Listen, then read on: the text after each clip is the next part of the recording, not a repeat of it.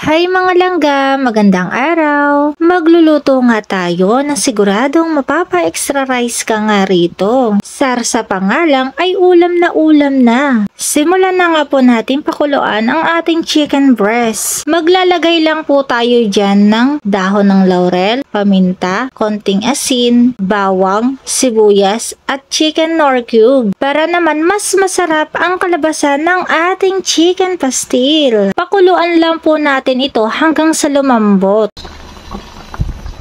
Kung sa tingin nyo nga po ay malambot na, pwede nyo na nga po ito hanguin. Yung pinagpakuluan ng chicken ay huwag nyo pong itatapon kasi po gagamitin pa natin yan mamaya. Himayin lang po natin ng ganito ang ating chicken breast. Pagkatapos nga po natin himayin, ganito na nga po ang itsura niya. Sunod naman po sa mantika ay ilalagay nga po natin dyan ang anito seeds. At syempre nga po kapag ganito na nga po ang kulay niyan, syempre alisin na nga po natin ang mga buto. So magsimula na nga po tayong maggisa. Unahin po natin ang bawang at sunod naman po natin ang sibuyas. Ganyan nga po pala yung version ng paghihiwa ko ng bawang, yung medyo pino nga po. Naglagay rin po ako dyan ng sili para nga po lalo tayong ganahan sa pagkain mamaya. Pagkatapos nga po natin imekos-mekos yan ay isunod naman po nating isa lang ay ang hinimay nating chicken breast. Tapos imekos-mekos na nga po natin yan ulit. Paulit-ulit. Char.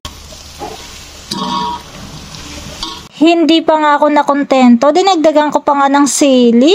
Ay kay sarap, galing nga lang pala yan dito sa aking munting hardin. So naglagay na nga rin ako dyan ng toyo ko sa ulo, char. Depende nga lang po sa inyo kung gaano karami ang ilalagay nyo. Naglagay rin po ako dyan ng 2 kutsara ng brown sugar. Syempre para nga po balance ang alat at ang tamis. Maglalagay rin po tayo ng konting star margarine. Tapos imekos-mekos mo lang nga po ulit yan. Sunod naman po natin ang ilagay ay yung pinaglagaan nga po ng manok kanina. Yan po yung magsisilbing sarsa po niya. O diba? Ang sarap na. Ang sarap niyang lantakan.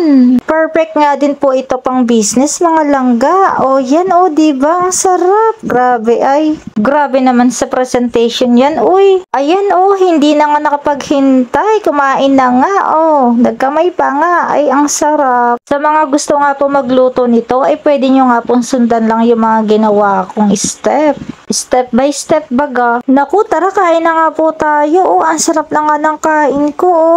First time nakatikim din ako ng chicken pastil. Ganito pala yung lasa niya. Masarap. Hindi halata ano.